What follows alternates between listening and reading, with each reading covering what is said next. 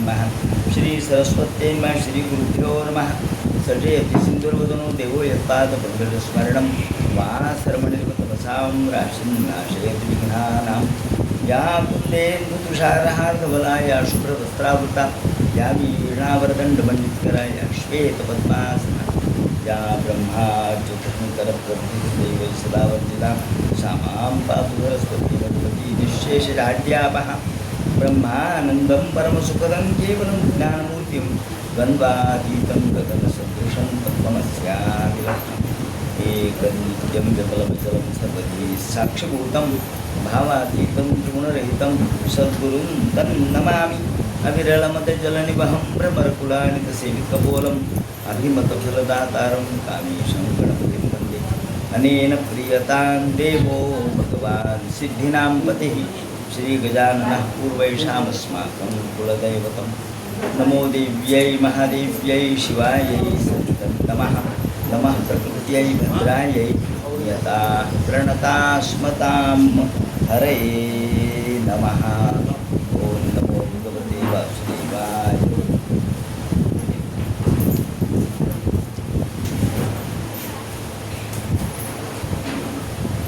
गोपाल कृष्ण भगवान जय।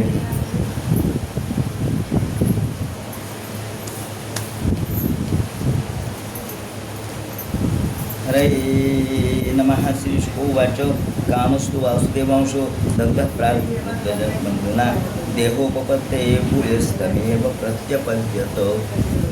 भगवान वेदव्यास वर्णन करून सांगू लागले.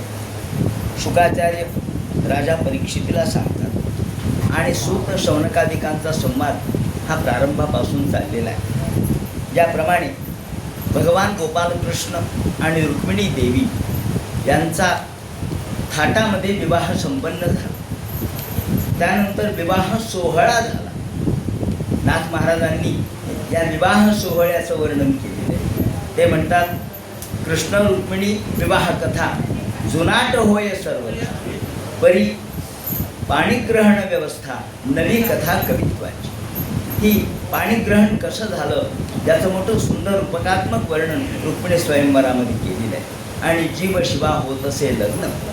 जीव आणि शिव त्यांच्या एकात्मतेतून या दोन्ही जीव आणि शिव यांचा मिलनोत्सव कसा झाला हे नाथाने आपल्यासमोर सांगितलं आहे.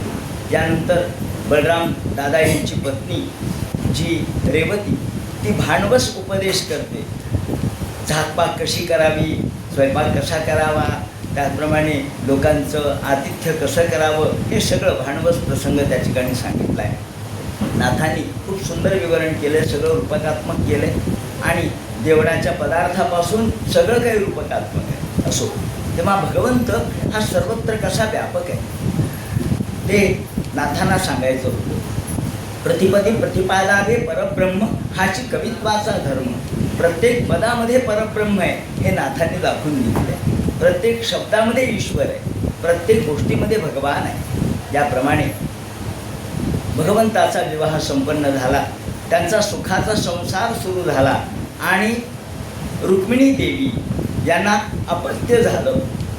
अपत्य झाल्याबरोबर हे अपत्य वासुदेवांशो कामस्तु हा कामदेव प्रत्यक्ष हा भगवंताच्या पोटी जन्माला आला. आणि कामदेव जो भगवंताच्या शंकराच्या रागाने नष्ट झालेला होता, ज्याला अनंग म्हणतात, त्याला अंग राहिलं नाही म्हणून अनंग. हा अनंग मग शरण आला आणि शंकर म्हणाले की तू पुन्हा भगवंताच्या पोटी जन्माला येशील. त्याप्रमाणे आज तो भगवंताच्या पोटी जन्माला आला खरा, पण शंभरासुराचा तो अत्यंत तीव्र अशा प्रकारचा विरोध करणारा आणि शंभरासुराचा मृत्यूच होता. शंभरासुराला असं वाटलं की आपला मृत्यू जर जन्माला आला आहे तर आपण त्या मृत्यूलाच मृत्यू द्यावा. अहो, मृत्यूला मृत्यू देता येतो का? नाही देता येत. पण लोकांना वाटतं काळावर कोणाचाही अधिकार चालू शकत नाही. कालाय तस्मै नमः. भगवान हे काळ स्वरूप आहे. मृत्यू हा सगळ्यांनाच आहे, पण मृत्यूला मृत्यू देण्याचा प्रयत्न ह्या मूर्ख राक्षसांनी केला. त्यापैकी शंभरासुर एक होता. त्याने जन्माला आल्याबरोबर श्रीकृष्णाचा पुत्र उचलला आणि समुद्रामध्ये नेऊन टाकला. कारण लहान मुलगा होता छोटासा, त्याला काय मारायचे म्हणून टाकला समुद्रात. भगवान समुद्रामध्ये अर्थात द्वारकेमध्ये राहत होते, त्याने तिला समुद्रात टाकून आता मरून जाईल पोरग. एवढं नुकतं जन्माला आलेलं आहे, गटांगाळ्या खात, मोठमोठे मासे आहेत, मोठमोठे अशा प्रकारचे सुसरी आहेत, मगरी आहेत, ठेवणार आहेत त्याच्यात. पण दैव मोठं बलवत्तर असतं. दैवयोग असा की माशाने तो गिळला आणि तो मुलगा माशाने गिळल्यानंतर माशाला दात नसतं, तसा गिळून टाकला. तो मासा एका धिवराने पकडला. काय मासा होता, चमचम चमचम चमचम करणारा. त्या धिवराला वाटलं की हा मासा इतका चांगला आहे, आपण राजाला नेऊन द्यावा. म्हणून तो शंभरासुराच्या दरबारात आला. शंभरासुराला म्हणाला, तू मला उपायन आणलंय. ते म्हणाले, काय? म्हणजे मासा आहे, खूप चांगला आहे, अत्यंत चमकदार आहे, मुतपाकखान्यामध्ये देऊन टाका. स्वयंपाकघरात दिला. स्वयंपाकघरामध्ये तिथे प्रत्यक्ष रती देवी म्हणजे या मदनाची पत्नी ही त्या ठिकाणी राहत होती. तिथे ती स्वयंपाकघरामध्ये काम करत होती. आता ती एक दासी म्हणून त्या ठिकाणी राहत होती. आणि आता रती मायावती या रूपाने तिथे राहत होती. तो मुतपाकखान्यात गेल्याबरोबर तो चिरला की त्यातून मुलगा निघाला. सगळे चकित झाले, मुलगा कसा काय? तेवढ्यात भजमन नारायण नारायण नारायण, भजमन नारायण नारायण नारायण, भजमन नारायण नारायण नारायण, भजमन नारायण नारायण नारायण. नारदाला सगळं बिद्दम बातमी माहीत होती आणि कुठेही प्रतिबंध नव्हता. नारद अगदी स्वयंपाकघरात आल्याबरोबर म्हणाले, हे रती, ए मायावती. ती म्हणाली, काय? हा मुलगा तुझा पती आहे? म्हणजे माझा पती? हो. तुझा गेल्या जन्मामध्ये शंकराच्या डोळ्यांनी जिने मदन जाळला, असं आपण म्हणतो ना, शंकराने तो मदन जाळला, तो आज जन्माला आलाय. तू याला मोठं कर, याला शिक्षण दे, युद्धाचं कौशल्य शिकव. आणि मायावतीजवळ अशी काही गुप्तविद्या होती की त्या गुप्तविद्येने मायावती त्याला शिक्षण देत होती. आणि नंतर शंभरासुरावर स्वारी कर. त्याप्रमाणे मायावती जवळपास 16 वर्ष, त्या वयाच्या 16व्या वर्षापर्यंत त्याला सगळं युद्धाचं शिक्षण दिलं. दररोज बाहेर जायची, गुप्त रूपाने त्याला शिक्षण द्यायची, परत यायची. एके दिवशी असंच बाहेर गेली की एकदम लाजली. तो मुलगा, त्याला काय माहिती? तो म्हणाला, का ग आई, आजपर्यंत तू आईप्रमाणे वागत होती माझ्याशी, मातृभाव परित्यक्ता. आत्तापर्यंत आईप्रमाणे वागत होती, मातृभावम परित्यज्य वर्तसे कामिनी यथा. पण आज मात्र मातृभाव बाजूला ठेवून तू लाजायला लागली माझ्याकडे बघून. ते ऐकल्याबरोबर ती म्हणाली, महाराज, आपण माझे पतिराज आहात. मला नारदांनी जे सगळं वर्तमान सांगितलंय, तुम्ही आत्ताच्या आत्ता शंभरासुराला आव्हान द्या. असं म्हटल्याबरोबर तुम्ही मदन आहात म्हटल्यावर त्यांनी ताबडतोब धनुष्याला बाण जोडले. शंभरासुरा, ये, तुझा अंत तुझ्यासमोर उभा आहे. तोही थक्क झाला. अरे, ज्याला मी ठार मारलं, समुद्रात टाकलं, तो कसा काय? आणि मग घनघोर युद्ध झालं. या युद्धामध्ये शंभरासुराला ठार मारलं. तो मायावी युद्ध करण्यामध्ये पटाईत होता, हाही मला मायावी युद्ध करण्यामध्ये पटाईत. त्याप्रमाणे शंभरासुराला ठार मारल्यानंतर तिथून ते दोघे निघाले.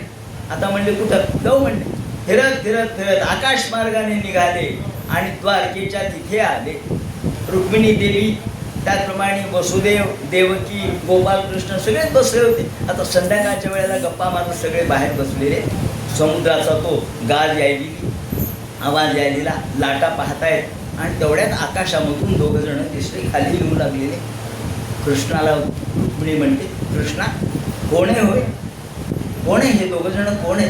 आणि हा मुलगा कोण आहे? हा मुलगा, जर माझा मुलगा जर आज जिवंत असता तर तो एतत्तुल्य वयम रूपम, तो असाच दिसला असता. माझा जर मुलगा जिवंत असता आज तर तो असाच दिसला असता. असं म्हटल्याबरोबर एतत्तुल्य वयो रूपम यदि जीवित पुत्रचित, जर कुठे जिवंत असेल तर काय सांगता येते, तो असाच दिसला असता. एवढ्यात दोघं जण खाली आले, नमस्कार केला. म्हणजे कोण आहे? कृष्ण म्हणाले, अगं, ही तुझी सुनबाई आहे. हां, सुनबाई? आणि लग्न गेले म्हणे, फॉरेनला गेले आणि लग्न करूनच आले. कोणी हीच प्रथा सुरू होणार आहे म्हणे. मुलं फॉरेनला जातील शिकायला आणि लग्न करूनच येतील 4 हात, ही तुझी सून आहे. कोणत्या देशाची, कोणत्या का असं ना, काय करायचं, इटली असो नाही तर अमेरिका असो. त्याप्रमाणे तिला आनंद झाला, वसुदेव देवकीलाही आनंद झाला. आणि याप्रमाणे सर्वांनी त्या ठिकाणी आश्चर्य व्यक्त केलं. कृष्णाला सगळं माहीत होतं, पण कृष्णाने काही सांगितलं नाही. त्याप्रमाणे एके दिवशी श्रीकृष्ण आपल्या दरबारात बसलेले होते. सभा भरलेली होती, सुधर्मा सभा. आणि या सुधर्मा सभेत एकदम सत्राजित मणिनाथ ज्वलन, सत्राजिताची स्वारी आली. सत्राजितांनी पाऊल ठेवल्याबरोबर चम चम चम चम कोण आलो म्हणजे सूर्य आले काय? कोणी म्हणाले सूर्य आले, कोणी म्हणाले प्रत्यक्ष देवता आले. पाहिल्याबरोबर ते म्हणे मी सत्राजित. काय मणी चमकत होता. श्रीकृष्णाने त्या मण्याकडे पाहिलं आणि कृष्ण फक्त एवढंच म्हणाले, असा मणी आमच्याकडे पाहिजे. बस एवढं ऐकल्याबरोबर सत्राजित बसता बसताच उठला आणि काही न बोलता निघून गेला. काय म्हणजे कृष्णाच्या मनात काळं आलं. आधीच तो कृष्ण आणि त्याच्या मनात काळं आलं. जाऊ दे म्हटलं, उपयोग नाही. एवढा मोठा द्वारकेचा राजा आहे, द्वारका सोन्याची नगरी आहे, पण आमच्या जवळचा एक श्रीमंतक मणी याला सहन होत नाही. आमच्याकडे या पाहिजे असं वाटलं. असा लोभ बरोबर नाही. आणि कृष्णांनी जर आपल्याकडून मणी हरण केला, घेतला, तर आपण परत कसा घेणार. म्हणून तो निघून गेला. आल्या पावली निघून ठेवला देवघरामध्ये मणी. हा मणी असा होता, सूर्याने दिलेला होता. आणि हा 160 तोळे सोनं रोज देत होता. आपले 8 डोळे पांढरे होतील, 160 तोळे सोनं. 1,64,00,000 भाव आहे आज. असे 160 तोळे सोनं दररोज देत होता याची पूजा झाल्याबरोबर. आणि ज्या ठिकाणी हा आहे, आधी नाही, व्याधी नाही, उपाधी नाही, काही नाही, ज्याप्रमाणे सूर्याने दिलेला. देवघरात ठेवल्याबरोबर त्याचा भाऊ होता प्रसेन. त्यांनी पाहिला, अरे मणी दिसायला इथं, आपले दादा घेऊन गेले नाही. त्यांनी तो गळ्यामध्ये घातला. बरं कुठे लग्ना कार्याला घेऊन जावानं, तो गेला मृगयेला. म्हणजे मणी घातला आणि मृगयेला गेला. तर मृगयेला जाताना काही मणी घालायची गरज आहे का? पण गेला. मृगयेला जाताना घोड्यावर बसला होता, निघाला. वानामध्ये रानामध्ये गेला. एका सिंहाने तो मणी पाहिला. सिंहाला त्या मण्याचं आकर्षण, त्या मण्याचं आकर्षण इतकं प्रत्येकाला कशामुळं होतं काय माहिती. सिंहाने पाहिल्याबरोबर सिंहाने झाप मारली, घोड्याला मारलं. तो मणी तोंडात घेतला, प्रसेनालाही मारलं. मणी तोंडात घेतला, निघाला. सिंह पुढे निघाला, तोंडात मणी घेऊन. तिकडून यायलेले होते अस्वल, अर्थात हे स्वतः वृक्षराज, अस्वल वृक्षराज. येताना पाहिलं जांबवंत. त्यांनी पाहिल्याबरोबर त्या जांबवंतांनी सिंहाला मारलं आणि तो मणी आपल्याजवळ घेतला आणि जांबवंत आपल्या गुहेत गेले. गुहेमध्ये लख्ख प्रकाश पडला आणि मग त्या गुहेमध्ये तो मणी पाळण्याचा तिथे लावला.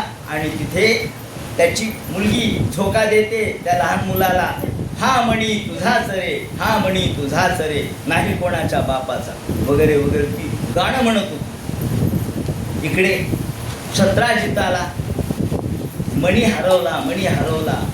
बहुधा कृष्णानेच घेतला, कृष्णाने घेतला. कृष्णावर चोरीचा आळ आला बरं का.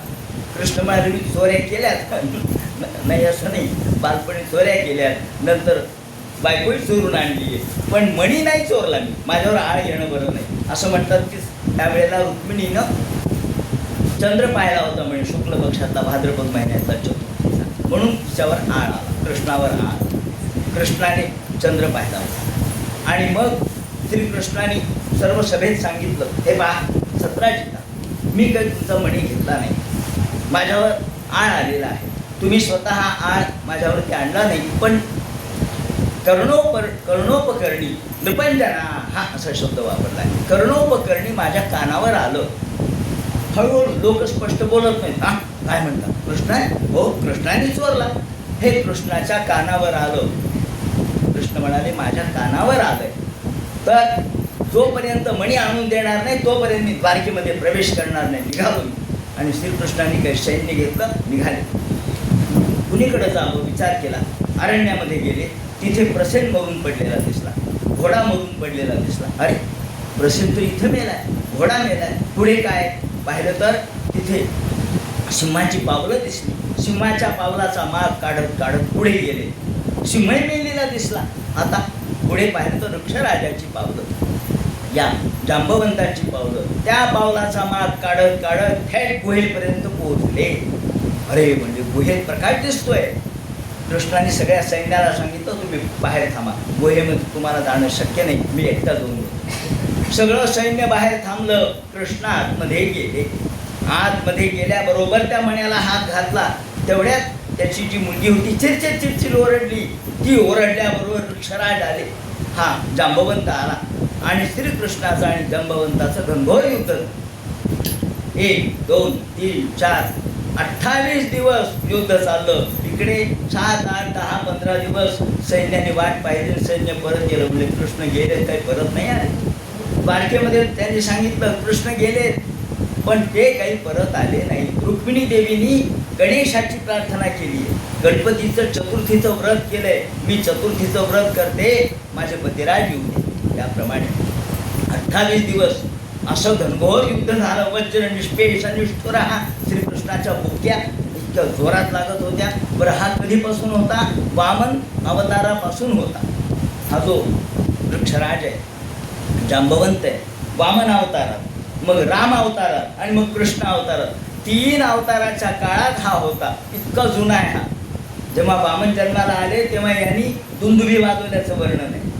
म्हणजे हा 3 अवतारामध्ये इतका जुनाट असलेला आणि रामावतारात मदत करणारा हा वृक्षराज यांनी जांबवंत यांनी म्हणजे आत्तापर्यंत एवढे युद्ध मी केले.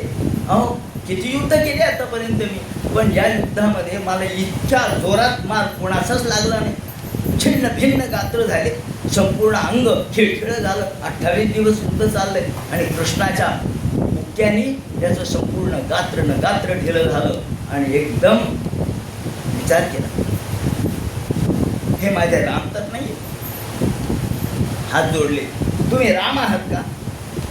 राम आहात का म्हणल्याबरोबर श्रीकृष्णाने रामपंचायतन दाखवलं. राम, लक्ष्मण, सीता, भरत, शत्रुघ्न, हनुमान सगळे. हा रामा आपण? हो. आणि मग तुम्ही का नाही सांगितलं मी तुम्हाला किती मारलं? नंतर मी केलं नसतं, हातापायाने बुक्या मारल्या, मी तुम्हाला किती त्रास दिला, क्षमा करा मला. ते म्हणाले काही नाही, युद्धात चालतं सगळं. नाही नाही नाही, तुम्ही जर सांगितलं असतं तर मी तुम्हाला हा मणी देऊन टाकला असता. घ्या तुम्हाला मणी. आणि पुन्हा वाटलं की मणी तर दिला आपण, पण आता सोयर संबंधही केले पाहिजेत. देवा कृष्णाने सांगितलं तो रामावतारात मी राम होतो, आज मी श्रीकृष्ण आहे. कृष्णा आपण माझ्या मुलीचा स्वीकार करा. म्हणजे तुझ्या मुलीचा? हो म्हणजे हरकत काय? अस्वलीन पत्नी करू का? हो म्हणजे माझी इच्छा आहे. भक्त इच्छो पात्र देहाय. भगवान हा भक्ताच्या इच्छेप्रमाणे देह धारण करतो असं वर्णन आहे. भक्तांनी मनात आणावं आणि देवानी प्रगट व्हावं. नरसिंह सुद्धा भक्ताने मनात आणलं म्हणून तसा प्रगट झाला. ते म्हणतात अहो वास्तविक मला काही रूप आहे का? मला काही गुण आहेत का? अचक्षुषी मी चक्षु. माऊलीने वर्णन केलंय ना, मी अचक्षु आहे पण मला चक्षु आहे. कशामुळं? भक्त मला चक्षु लावतात. मला कान नाही आहेत पण भक्ताने मला कान दिले, भक्ताने मला हातपाय दिले, भक्ताने मला मूर्तिरूपाने प्रगट केलं. ते म्हणाले हात जोडले, हरकत नाही म्हणे घेतो. याप्रमाणे मणी घेतला आणि त्याची मुलगी पत्नी म्हणून घेतली. आणल्यानंतर द्वारकेत प्रवेश केला. सगळीकडे चर्चा. अहो कृष्ण आले, कृष्ण आले, कृष्ण आले, आले आले.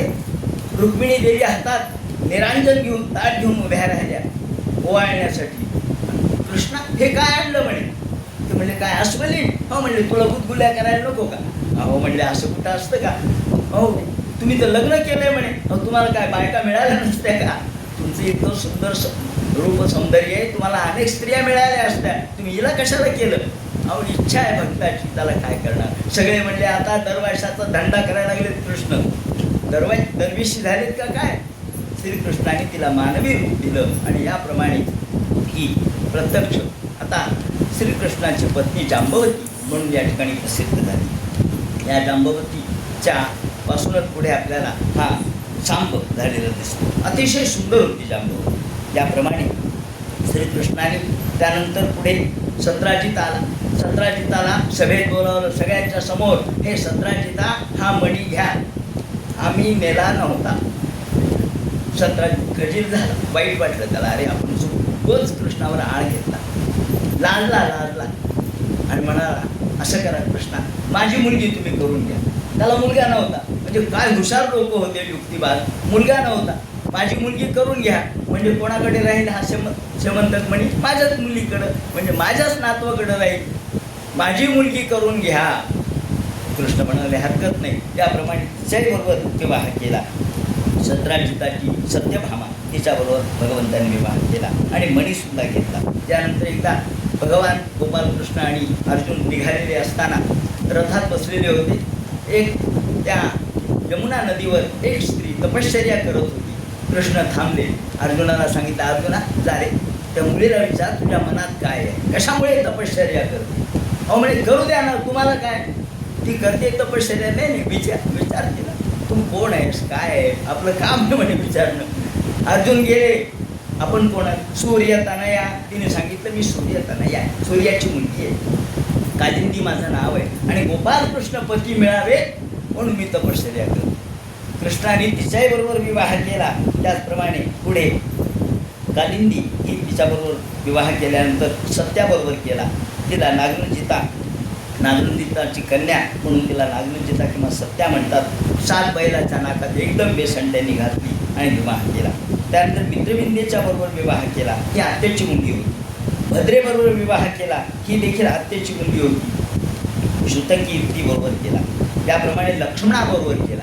त्यावेळेला मत्स्यभेद अर्जुन सुद्धा आले होते म्हणे मत्स्यभेद करायला, पण अर्जुनाला सुद्धा मत्स्यभेद करता आला नाही. कृष्णाने ताबडतोब मत्स्यभेद करून या लक्ष्मणाबरोबर विवाह केला. असे भगवंताचे 8 विवाह संपन्न झाले. गोपाल कृष्ण भगवान की जय. या आठीसाठी एकदा सावधान. याप्रमाणे श्रीकृष्णाचे हे 8 विवाह आतापर्यंत रुक्मिणीसह झाले. एके दिवशी भौमासूर हा प्रचंड माजला होता आणि या भौमासुराने 16,100 एवढ्या स्त्रिया अडकून टाकल्या होत्या. 1,00,000 स्त्रियांबरोबर त्यांना युद्ध करायचं, लग्न करायचं होतं. 1,00,000 स्त्रिया झाल्या म्हणजे त्यांच्याबरोबर लग्न करावं म्हणून एक घरातल्या बायका तो पळून आणायचा, मुली पळून आणायचा. त्याच वेळेला आदितीची कुंडलं देखील त्यांनी नेली. इंद्राचं छत्रही त्यांनी घेतलं आणि इंद्राने प्रार्थना केली, महाराज अहो माझ्या आईची कुंडलं त्या भौमासुरांनी नेले, आमचं छत्र नेले, तेवढं आणून द्या. आता एका कामात अनेक कामं करायची, मुलींची सुटका करायची. श्रीकृष्ण गरुडावर बसल्याबरोबर सत्यभामा महाराज निघाले युद्धाला, मी येते युद्धाला. ती सत्यभामा वडिलाकडून शिक्षण घेतलेली होती, कारण मुलगा नव्हता म्हणून मुलीला शिक्षण दिलं होतं. त्याप्रमाणे ही सुद्धा वीरांगना होती. तिला बरोबर घेतलं आणि श्रीकृष्ण गरुडारूढ निघाले. यांनी अनेक परकोट तयार केलेले होते. 7 परकोट होते वेगवेगळ्या प्रकारचे. कुठे अग्नी होता, कुठे वायू होता, कुठे खंदक होते, पाणी होतं. तिथून कोणीच शत्रू येऊ शकत नव्हता. रथामध्ये तर नाहीच नाही. आला तर पुढे अग्नी आहे, त्याच्या पुढे वायू आहे, त्याच्या पुढे खोल खंदक आहे, त्याच्या पुढे पाणी आहे. करता करता करता 7 हे खंदक परकोट ओलांडून गरुड होता तो गरुड एकदम या नगरीमध्ये पोहोचला, प्रागज्योतिषपुरामध्ये पोहोचल्याबरोबर तिथे श्रीकृष्णाने आव्हान दिलं, अरे भौमासुरा ये युद्धाला. भौमासूर युद्धाला आला आणि या वेळेला आता भौमासूर म्हणजे पृथ्वीपासून निर्माण झालेला वराह परमात्म्याचा पुत्र. आपल्याच मुलाला कशाला मारायचे म्हणून बायकोला पुढं केलं. कधी कधी बायकांना पुढं करावं लागतं. रेशनमध्ये गर्दी असली म्हणजे बायकांना पुढं करावं लागतं. गॅसला गर्दी असली म्हणजे बायकांना पुढं करावं लागतं. तू हो पुढं, गर्दी कमी. श्रीकृष्णाने बायकोला पुढे केलं, मारा आता धनुष्यबाण, शक्ती माझ्याजवळ आहे. याप्रमाणे तिने बाण मारल्याबरोबर हा खलास झाला. आणि त्यावेळेला भगदत्त हा त्याचा मुलगा होता. ही नरक चतुर्दशीचा दिवस आहे म्हणून आपण अभ्यंग स्नान करतो, हा आनंदोत्सव साजरा करतो, दिवाळी साजरी करतो. त्याप्रमाणे भगदत्ताला सांगितलं, भगदत्ता आता तुला हे राज्य मी देतोय, पण त्या सगळ्या मुलींची सुटका कर. 16,100 मुली होत्या, त्यांना आपापल्या घरी पोचण्याची व्यवस्था कर, रथ तयार कर. त्या मुलींचे कोंडवाडे उघडले. त्या कोंडवाड्यातून जनावरं बाहेर पडावे तशा 1, 2, 3, 4, 5 16,100 मुली बाहेर पडल्या आणि खाली मान घालून उभ्या राहिल्या, रडू लागल्या. मुळमुळ जा ना म्हणे तुमच्या घरी. कृष्णा, तुम्ही आम्हाला मरायला पाठवणार आहेत का? म्हणजे आमच्या घरी आम्हाला कोण घेणार सांगा ना. आमचे वडील घेणार नाहीत, आमचे भाऊ घेणार नाहीत, आमचा समाज घेणार नाही. एकदा राक्षसाकडे गेलेली मुलगी नीट राहिली असेल का? अहो, आमचं जे जीवन आहे, स्त्रियांचं जे आयुष्य आहे, ते काचेच्या भांड्यासारखं असतं. काय सांगता येते, फुटलेलं असेल तर कोण घेणार आहे आम्हाला? आम्हाला आड नाही तर विहीर जवळ करावी लागणार आहे. त्यापेक्षा मग आम्ही इथेच मरून जाऊ. श्रीकृष्ण म्हणाले, नाही, हे पहा, तुम्हाला मी जीवदान देतो. तुम्हा सगळ्यांना मी समाजात प्रतिष्ठा प्राप्त करून देतो. माझ्याशी तुम्ही विवाह करा, तुम्हाला प्रतिष्ठित जीवन मी या ठिकाणी करून देईन. त्यावेळेला भगदत्तानी अनेक उपहार या ठिकाणी अर्पण केले. अलंकार, दागिने, त्याचप्रमाणे कपडे, दत्ते, रथ भरले आणि म्हणले हे सगळं पाठवा. म्हणले सामान कुठे? द्वारकेला पाठवा. याप्रमाणे सगळं हे सामान द्वारकेला पाठवलं या मुलींसह. आणि याचबरोबर 64 4 पांढऱ्या रंगाचे 4 दात असलेले आणि पांढऱ्या रंगाचे असे हत्ती, त्याला अगदी पूर्णपणे इंद्राचा जसा ऐरावत आहे तसेच तितक्याच ताकदीचे आणि तितक्याच स्वरूपासंपन्न असणारे हत्ती, 4 पांढरे दात आणि स्वतः पांढरा स्वच्छ असे 64 हत्ती त्यांना कृष्णासोबत पाठवले. म्हणजे हे सगळे द्वारकेला सगळं सामान याप्रमाणे द्वारकेला पाठवून दिलं, रथामध्ये घातलं आणि त्या सगळ्या स्त्रिया यांच्यासह ते द्वारकेला घेऊन जाणार. भगवान म्हणाले की आता आदितीची कुंडलं आणा. आदितीची कुंडलं घेतली. त्याचप्रमाणे इंद्राचं हे छत्र घेतलं आणि इंद्राच्या दरबारात आले. इंद्रा, हे घे आदितीचे कुंडलं. उपकार केले बरं का, आदितीचे कुंडल. वा वा वा देवा, उपकार झाले माझ्यावर. हे तुझं छत्र. नमस्कार केला, भगवंताची पूजा अर्चा सगळं केलं. लोक जोपर्यंत स्वार्थ आहे तोपर्यंत सगळं करतात. वा वा देवा, खरंच तुम्ही होता म्हणून मिळालं. आणि मग सत्यभामेला वाटले की बगीचात फिरावं. इंद्राच्या बगीचात फिरायला निघाले. तिकडं पारिजात वृक्ष पाहिल्याबरोबर तो समुद्रातून आलेला, समुद्र मंथनातून त्या पारिजातकाच्या वृक्षाचा घमघमाट सुटलेल्या फुलांचा पाहिल्याबरोबर बायको कधी काय मागतील सांगता येत नाही. ती म्हणाली, कृष्णा, हा वृक्ष आपल्याकडे पाहिजे, एवढं झाड आपल्याकडे पाहिजे. कृष्ण म्हटल्यावर झाडाची काय माग मुलत आहे? नाही, आपल्या घरी पाहिजे. पण घे म्हणे. उपटलं झाड.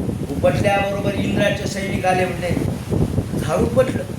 इंद्र म्हणला युद्धाला ये कृष्णाला. आता एवढा कृष्णाने युद्ध करून त्यांच्या आदितीची कुंडलं आणि याचे छत्र दिलं, पण आज युद्धाला ये. कृष्ण म्हणले ठीक आहे, युद्धाला येतो. कृष्णाने त्याचा पराजय केला इंद्राचा. म्हणजे माणसं उपकार किती क्षणात विसरतात. अहो, आत्ता उपकार केला, 2 मिनिटही नाही झाले, पण लागली उपकाराची फेड अपकार आहे.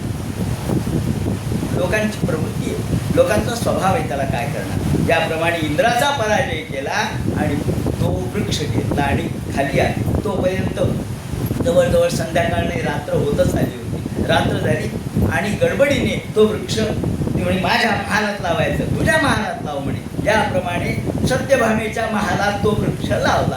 पण श्रीकृष्ण मुळातच वाकडे. ते मानात वाकडे, कमरेत वाकडे, पायात वाकडे, बासरी वाकडी, सगळं. वाम बाहुकृत वाम कपोलो, आपण बघितलं ना काल. वाम बाहुकृत वाम कपोलो, वाकडे. श्रीकृष्णाने हा वृक्ष वाकडाच लावला. पलीकडं रुक्मिणीचा महाल होता, तिकडे त्याचा सगळा फाटा गेला आणि इकडे सगळे खोड. दुसऱ्या दिवशी सकाळी सूर्योदयाच्या आधी रुक्मिणीने उठल्या आणि गजरा माळला. गजरा माळून भामाबाई कोण आहे? मीच आहे. काय हो, कुणीकडं? असं म्हणून आपला गजरा दाखवण्यासाठी तोंड वळवलं. काय हा सुगंध आला. तुमच्या केसामध्ये फुलं? हो म्हणजे माझ्या दारात फुलं पडली, मी माळली आणि माझ्या घरात खोड. कृष्णाला म्हटले का हो कृष्णा? कृष्ण म्हटलं काय करू, मला रात्रीच्या वेळेला लावलं, तिरपं लागलं झाड, त्याला मी काय करू? नाही म्हणे तुमची खोडच तशी आहे, माझी खोडच तशी आहे म्हणे. माझ्याकडं खोड आणि हिच्याकडं फुलं. असो, ती तुम्हाला जास्त प्रिय आहे म्हणे. त्याप्रमाणे दोघींनी गंमत केली आणि त्यानंतर श्रीकृष्णाने 16,100 या ज्या स्त्रिया आहेत त्यांच्यासोबत एकदम विवाह या ठिकाणी सगळ्यांना ब्राह्मण बुवांना बोलवून प्रत्येकीच्या समोर कृष्ण उभा होता. प्रत्येकीच्या समोर 16,100 रूप कृष्णाने धारण केले आणि 16,100 असे विवाह या ठिकाणी संपन्न झाले. त्याप्रमाणे पुढे रुक्मिणी देवी आता बरेच दिवस झाले. एके दिवशी कृष्णाला काय वाटलं, कृष्ण म्हणाले, रुक्मिणी देवी बसलेल्या होत्या. वारा विंजण वारा घालणारी जी दासी होती ती रुक्मिणी देवीला वारा घालत होती. उन्हाळा वगैरे असेल, वारा घालत होती. ती पर्यंकावर बसली होती आणि श्रीकृष्ण गप्पा मारत बसले होते. काही नाही, दुपारच्या वेळेला गप्पा, जेवण झालेलं होतं आणि गप्पा मारत बसले. या गप्पा मारत असताना एकदम श्रीकृष्ण म्हणाले, का गं रुक्मिणी देवी, हे पहा, मला असं वाटतं. काय झालं म्हणजे, मला असं वाटतं की मला आता हे विवाह माझे झाले, मला इतक्या स्त्रिया झाल्या, करहिचित सुखमाशिरम स्वल्पस्तम जगद्गुरुम पतिं पर्यचरत भैष्मी. आणि भगवंताला वारा घालत होती. वारा घालता घालता रुक्मिणी देवी श्रीकृष्ण या दोघांची गप्पा चाललेल्या. कृष्ण गमतीने म्हणतात, मला एवढे माझे विवाह झाले, मला आता एवढ्या स्त्रिया झाल्या, हे रुक्मिणी, तुझ्या मनात जर शिशुपालाशी लग्न करायचं असेल तर अजूनही करू शकतेस, जा. काय तुझ्या मनामध्ये तुला जर वाटत असेल की कृष्ण हे क्षत्रिय नाही, कृष्णाला छत्रचामर नाही, तेव्हा कृष्णाला राज्य नाही, कृष्ण कुठे राजे नाही, तर तू पुन्हा शिशुपालाबरोबर लग्न करू शकतेस, मला आता खूप स्त्रिया झाल्या. असं म्हणल्या, नुसतं एवढा शब्द काढल्याबरोबर रुक्मिणी देवी फुसफुस फुसफुस रडू लागल्या. डोळ्यातून अश्रुधारा वाहू लागल्या अखंड. एकदम वारा घालायचं थांबली. पायाच्या नखाने माती उकरू लागली आणि एताव दुखता भगवानात्मन वल्लभामिव. एकदम अंगाचा घामघाम झाला अंगाचा. बीपी वाढला असेल कदाचित, ब्लड प्रेशर वाढलं. जात बेभूत शिष्टांताम. वारा घालता थांबली, अंगाचा घाम झाला आणि रडू लागली. पायाने जमीन उकरू लागली. डोळ्यातून सतत अश्रुधारा आणि एकदम धाड दिशेने जमिनीवर कोसळली. तिचे केस अस्ताव्यस्त झाले, तिचं कुंकू बाजूला गेलं आणि तदृष्ट्वा भगवान कृष्ण हा आणि एकदम लोळू लागले. केस अस्ताव्यस्त झाले, मोकळे केसांनी लोळण घेऊ लागले. पाहता पाहता जवळपास तिला चक्कर आल्यासारखीच झाली. श्रीकृष्ण एकदम घाबरले, पलंगावून उठले आणि एकदम तिला जवळ घेतला. अगा रुक्मिणी, मी असं म्हणलो, तुला खरं वाटलं का? अगं सहज गंमत केली, विनोद केला.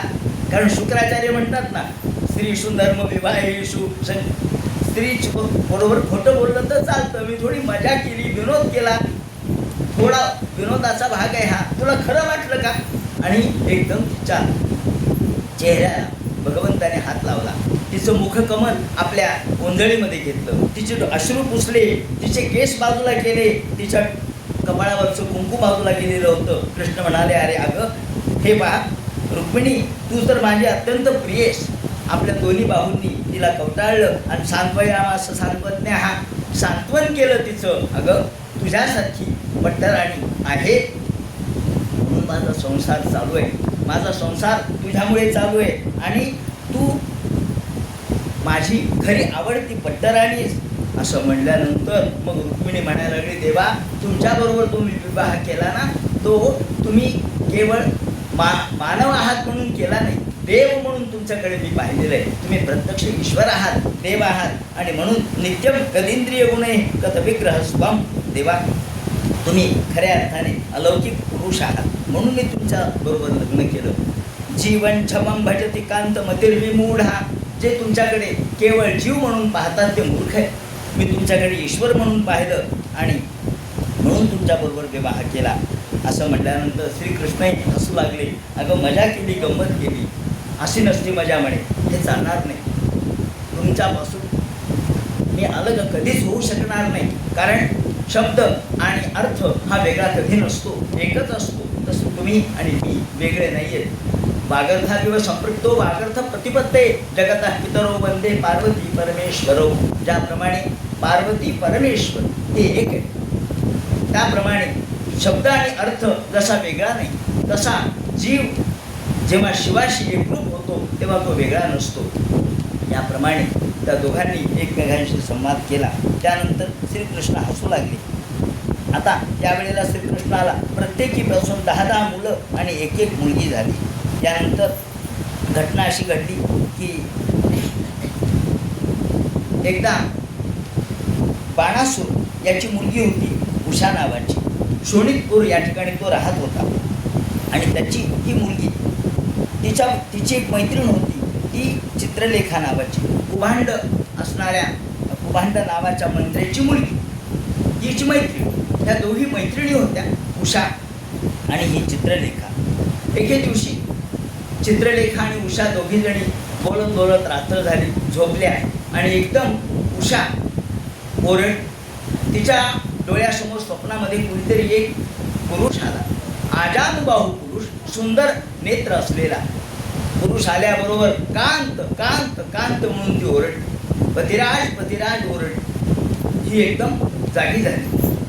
चित्रलेखा म्हणजे अगं अगं अगं तू काय ओरडतेस, काय स्वप्न पाहिलं का? आणि एकदम ती म्हणजे हो, स्वप्नामध्ये एक सुंदर राजकुमार आला, त्याच्याबरोबरच मी विवाह केलाय असं मला वाटलं, तो मला पाहिजे. तो स्वप्नामधला राजकुमार. ती म्हणाली स्वप्नामधला? ती इतकी हुशार होती की ती चित्र काढू शकत होती, कोणाचंही चित्र ताबडतोब काढणार. ती पटापट चित्र काढू लागली. मी सांगते कोण आहे सांग. ज्याप्रमाणे तिने चित्र काढले, तिने पहिल्यांदा इंद्र, चंद्र, वरुण, कुबेर. ती म्हणाली हे नाही, हा नाही, हा नाही. मग यादवांच्या पैकी गोपालकृष्णाचं चित्र काढलं. ती म्हणाली असाच आहे, पण हा नाही. गोपालकृष्णाच्या नंतर प्रद्युम्नाचं काढलं. ती म्हणाली असाच आहे, पण थोडा वेगळा आहे. आणि अनिरुद्धाचं काढल्याबरोबर वाममुखी एकदम तिकडे बाजूला पाहिजे, लाजली. हा हा हा, अनिरुद्ध होय, ठीक आहे, मी आत्ताच्या आत्ता जाते. तिला आकाशमार्गाची विद्या आत्मसात होती. तिने ताबडतोब आकाशमार्गाने निघाली, द्वारकेमध्ये येऊन पोहोचली. द्वारकेमध्ये चक्र फिरत होतं गोपालकृष्णाचं, सुदर्शन चक्र. पहा काय व्यवस्था होती, कुणीही आतमध्ये येऊ शकत नव्हतं. पण आता चक्र सोडून चक्राला बाजूला करून आत कसं जायचं? भजमन नारायण नारायण नारायण, भजमन नारायण नारायण नारायण, भजमन नारायण नारायण नारायण, भजमन नारायण नारायण नारायण. रात्री 12 वाजता नारद आले. ते म्हणते काय करते चित्रलेखा, इथं काय करतेस? ती म्हणते नारद तुम्ही काय करता सांगा. अगं मी तुला मार्गदर्शन करायला आलोय, तू कशाला आली सांग. ती म्हणाली अनिरुद्धाला घेऊन जाण्यासाठी. पण हे चक्र आहे, नारदाची शपथ घाल म्हणे त्याला. हे चक्रा तुला नारदाची शपथ, बाजूला हो. काय किल्ले आहेत पहा, काय चाव्या आहेत याची. नारदाची शपथ म्हणलं की चक्र बाजूला गेलं. ही आतमध्ये गेली. आतमध्ये पलंगासह या अनिरुद्धाला उचललं आणि आणलं ते थेट या शोणितपुरामध्ये, प्रत्यक्ष यांच्या महालामध्ये. आणि मग काय, या चित्रलेखीने आणल्याबरोबर ही उषा आणि अनिरुद्ध यांचा प्रेमसंवाद सुरू झाला. गप्पा सुरू झाल्या, हसणे चाललेत, खिदळणे चाललेत, गप्पा चालल्या. हा हा हा हा, ही ही ही ही. आवाज येऊ लागला. सारीपाठ खेळतायत, मजा करतायत. हा कुभांडाने कान दिला. म्हणजे कुणीतरी पुरुषाचा आवाज आतमध्ये येतोय. बाणासुराला जाऊन सांगितलं, बाणासुरा. म्हणजे काय? अहो म्हणजे तुमच्या मुलीच्या जवळ कुणीतरी एक पुरुष आहे, मला आवाज आला. असं शक्यच नाही. म्हणले कोण पुरुष आहे? आत्ताच्या आत्ता मी जातो. माझी मुलगी अशी कशी काय वागू शकते? गुलांगार. त्यांनी दरवाजा लावलेला होता, आगळ लावलेली होती. हा म्हटला उघड दरवाजा. त्याने काही उघडायलाच तयार नाही. शेवटी दरवाजा तोडला, हा आतमध्ये आला. बाणासुराने ताबडतोब तिथली आगळ घेतली आणि आगळींनी या अनिरुद्धाबरोबर युद्ध केलं. अनिरुद्धाचा पराजय झाला, त्याला खांबाला बांधलं आणि बाणासूर निघून गेला. नारदाला दुसरं कामच नव्हतं. पुन्हा भजमन नारायण नारायण नारायण. नारद आले द्वारकेमध्ये. गोपालकृष्णांनी आगत स्वागत केलं. त्या नारद कुणीकडे आलात? काही नाही, सहज आलो तुमची वास्तपुस्त करायला. अहो म्हणले तुम्हाला जेवढे मुलं आहेत, जेवढे नातू आहेत, पणतू आहेत, सगळे आहेत का जागेवर? म्हणजे का आहेत का विचारा म्हणे. सगळ्यांना विचारलं आहेत का सगळे. करता करता करता रोचनेला विचारलं. रोचना याची बायको होती अनिरुद्धाची. रोचना का ग आहेत का तुमचे पतिराज? 4 महिने झाले ते पत्ता आहेत म्हणे.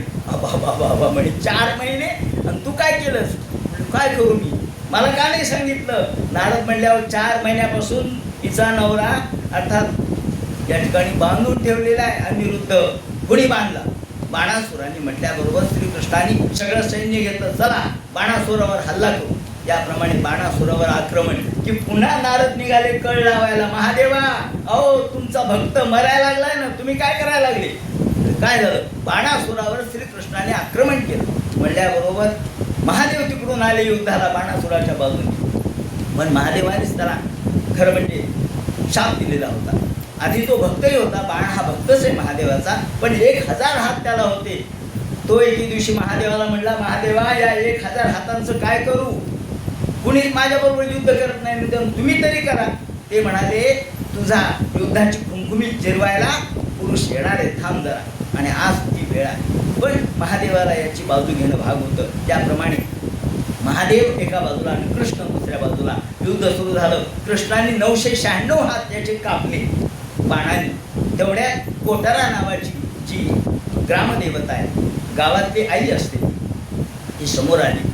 आणि ती नग्न समोर आल्याबरोबर कृष्णाने असं मागं पाहिलं की अशा स्त्रीला बघू नये. तेवढ्यात बाणासूर पळाला. तेवढ्यात पळाला तो, कारण श्रीकृष्णाने मागं पाहिल्याबरोबर त्याच्या नकळत तो पळून गेला आणि कोटारा राक्षसीने त्या देवतेने त्याला वाचवलं. याप्रमाणे बाणासूर निघून तर गेला. पण महादेव आणि कृष्ण यांचं जे युद्ध झालं त्यामध्ये जंतुयुद्ध झालं. हे पहिलं जंतुयुद्ध आहे बरं का. त्यावेळेला हा विषमज्वराचे जंतू यावेळेला त्यातून प्रगट झालेले. जसं आपल्याकडे कोविड आला, कोविड जंतुयुद्धच आहे, काय झाले हे जंतुयुद्धच. आणि मग महादेवाचा ज्वर विष्णू ज्वराला शरण आला आणि त्याने त्यांची स्तुती केलेली आहे. त्याप्रमाणे भगवंतानी या सांगितलं होतं प्रल्हादाला, तुझ्या वंशातल्या मी कोणाला मारणार नाही. त्यामुळं बाणासुरालाही मारलं नाही. आणि श्रीकृष्ण नंतर त्या ठिकाणी शंकराच्या या ज्वराचं आणि विष्णूकडून विष्णू ज्वर जो आहे त्याचं दोघांचं समेट झाला. दोघांनी एकमेकांना वंदन केलं. महादेवाच्या ज्वराने विष्णू ज्वराला वंदन केलं आणि ते निघून गेले. त्याप्रमाणे हा अनिरुद्ध आणि उषा त्यांना घेऊन बाणासूर तिथून निघाला. बाणासुराला मारल्यानंतर बाणासूर निघून गेल्यानंतर हे परत आले आणि यांचा विवाह संपन्न झाला. त्याप्रमाणे पुढे मृगराजाची कथा सांगितली. एक सरडा, लहान मुलं खेळत होते, पाहता पाहता त्यांची विटी पडली. कुणी म्हणतात तहान लागली, असं दोन्ही कथा आहे. तहान लागली म्हणून हे आतमध्ये गेले तर तिथे एक सरडा दिसला. सरडा पाहता क्षणी श्रीकृष्णाने तो काठीने बाजूला काढला की तो सरडा परिवर्तित झाला, मानवी रूपात प्रकट झाला. आणि मग श्रीकृष्णाने विचारलं, तुम्ही कोण? त्याने सांगितलं, मी मृग नावाचा राजा होतो, पण मी इतके दान धर्म करत होतो की काय सांगावं. अहो, आकाशातल्या तारखा कधी मोजता येतील का? आकाशातून पडणाऱ्या पावसाचं पाणी कधी मोजता येईल का? इतक्या गायी मी दान केल्या आणि मग सालंकृत गायी दान केल्या, खुरांना चांदी लावून, त्याचप्रमाणे त्याच्यावरती शेवड्या लावून, झोली वगैरे टाकून त्या दानधर्मी करत होतो. पण म्हणले, पण काय झालं? पण एके दिवशी कोटी गायी मी दान दररोज करत होतो, पण एका ब्राह्मणाला दिलेली गाय दुसऱ्या ब्राह्मणाला दुसऱ्या दिवशी देण्यात आली. मग हा ब्राह्मण म्हणला, माझी गाय. तो म्हणला, मला आत्ता दिली. तो म्हणला, मला काल दिली होती. मी शेवटी म्हणला, एका गायीच्या ऐवजी मी तुम्हाला कोटी गायी देतो. पण ब्राह्मण ऐकायला तयार नाही. हाही ब्राह्मण ऐकायला तयार नाही, तोही नाही, मला हीच पाहिजे. तर काय करावं? शेवटी ती गाय माझ्या गोठ्यात राहिली, ब्राह्मणाचं धन माझ्याकडे राहिलं. मी मृत पावल्यानंतर यमाच्या दरबारात गेलो. यमाने विचारलं, तुम्हाला पाप आधी भोगायचे का पुण्य आधी भोगायचे? ते म्हणे, म्हणजे काय? तुमचं थोडं पाप आहे. म्हणजे पाप आधी भोगू. त्या पापाचा परिणाम म्हणून मला कृकल म्हणजे या ठिकाणी सरडा व्हावं लागलं. कितीतरी दिवस मी या ठिकाणी होतो आणि तुमच्यामुळं मी आज या ठिकाणी मुक्त झालो. हे मृगराजाची कथा सांगितल्यानंतर श्रीकृष्ण म्हणतात, पहा मुलांनो, ब्राह्मणांचा शाप कसा वाईट असतो. ब्राह्मण हा नेहमी वंद्य आहे. तुम्ही ब्राह्मणाला नेहमी वंदन करत जा, नाही तर ब्राह्मणाचा शाप हा सकुलम. ते म्हणतात की एखादा अग्नी तरी चांगला. अग्नीने काय होईल? एखादं ठिकाण जळेल. पण ब्राह्मणाच्या शापाने कुलम समूलन दहती, सगळं कुल नष्ट होतं. पावकापेक्षा ब्राह्मणाचं शाप हा वाईट आहे. हे सांगितलं खरं श्रीकृष्णाने. नाहम हलाहलम म्हणणे विषम जस्य प्रतिक्रिया. हलाहल विष प्राशन केलं तर एखादाच माणूस मरत, सगळे नाही मरत. नाहम हलाहलम म्हणणे, हलाहलापेक्षा ब्राह्मणाचा शाप वाईट आहे. त्याप्रमाणे ब्रह्मस्वम विषम प्रोक्तम नासर प्रति, ब्राह्मणाच्या शापाला दुसरा पर्याय नाही. ज्याप्रमाणे हे सांगितलं नव्हतं, कुलम समूलन दहती ब्रह्मस्वारणी पावका. श्रीकृष्णाने हे उदाहरण सांगितलं खरं, पण जे व्हायचं ते होतच असतं. असो, ज्याप्रमाणे पुढे बलभद्र स्वतः नंद गोकुळामध्ये कसे गेले आणि त्या ठिकाणी यमुना त्याने आपल्याकडे कशी आकर्षित केली ती कथा सांगितली. पुढे रामाकडे म्हणजे बलराम दादा त्यांच्या कसं स्वागत वगैरे झालं हे सांगितलं. त्यानंतर रामाचे इतर पराक्रम सांगितले. पुढे ते म्हणतात, एकदा काय झालं, दुर्योधन सुताम राजन लक्ष्मण समतिंजया. एकदा दुर्योधनाची जी मुलगी आहे ती मुलगी, तिचं स्वयंवर, लक्ष्मणा नाव होतं तिचं स्वयंवर केलेलं होतं. या स्वयंवरामध्ये जांबवती सूत हा प्रत्यक्ष जांबवती सूत असलेला जांबवतीचा पुत्र सांब हा त्या ठिकाणी गेला विवाहासाठी. या काळामध्ये अशी पद्धत होती की जो जिंकेल आणि जो सगळ्यांना हरविल त्याची पत्नी, त्याची ती बायको. त्याप्रमाणे स्वयंवर म्हणजे स्वतः वरणे. ज्याप्रमाणे हा गेल्यानंतर तिथे यांनी ती मुलगी पळवली दुर्योधनाची लक्ष्मणा. पण सगळ्यांनी त्याच्या भोवती गराडा घातला. कर्ण, दुर्योधन, दुःशासन, शकुनी या सगळ्यांनी त्याला हरवलं आणि त्याला हरवल्याबरोबर त्याला खांबाला बांधलं, सांबाला. नारदाने सांगितलं, कृष्णा, अहो तुमच्या सांबाला दुर्योधनाने बांधलंय माझ्या सांबाला. चला रे चला, म्हणजे सैन्य गोळा करा. सैन्याची जमवाजमव केली आणि निघाले. बलराम दादा म्हणजे काय गडबड आहे, कुठे जायचंय? म्हणजे अहो आपल्या नातवाला सांबाला बांधलंय, म्हणे बंदिस्त करून टाकलं, म्हणून युद्धाला निघालो. बलराम दादा म्हणतात, अरे आपल्यामध्ये युद्ध बरं नाही. आपल्यामध्ये अरे कुरुवंश आणि आपला वंश काही वेगळा आहे का? आपल्यामध्ये भावाभावामध्ये संघर्ष बरा नाही. मी जातो 2 शब्दामध्ये तो त्याला सोडून आणतो. अहो दुर्योधन माझा शिष्य आहे. दुर्योधन जनकाच्या दरबारामध्ये जेव्हा बलराम दादा गेलेले होते, त्यांचा मुक्काम तिथे होता, त्यावेळेला दुर्योधन तिथे जाऊन शिकलाय. या जनकाच्या दरबारात जाऊन या गदायुद्ध शिकलाय. माझा तो शिष्य आहे, पट्ट शिष्य आहे, माझं बरोबर ऐकेल. काय ऐकत नाही गुरुचं? काही काळजी करू नका, 2 शब्दात बोलतो. म्हणून बलराम दादा निघाले, फक्त उद्धवाला बरोबर घेतलं. उद्धवा चल, आणि बाहेर बगीच्यामध्ये आल्याबरोबर उद्धवाला पाठवून दिलं, उद्धवा जा, दुर्योधनाला सांग मी आलेलो आहे म्हणून. दुर्योधनाला सांगितलं की बलराम दादा आले. दुर्योधनालाही आनंद वाटला, वा वा दादा आले. त्यांनी अर्घ्यपाद्य विष्णू पूजा हे सगळं साहित्य सोबत घेऊन निघाले. आणि नंतर पुन्हा काय कशासाठी आले, काय आले ते म्हणाले, पा तुम्ही आमच्या सांबाला बांधून टाकले, त्या सांबाला सोडवा आणि तुझी मुलगी देऊन टाक. असं म्हणल्याबरोबर म्हणजे काय, दादाने असा निरोप पाठवला. दादाला काय वाटतं म्हणे, अहो आम्ही त्यांच्याबरोबर नुसते बरोबरीने राहतो म्हणजे काय ते आमच्या बरोबरीचे आहेत का?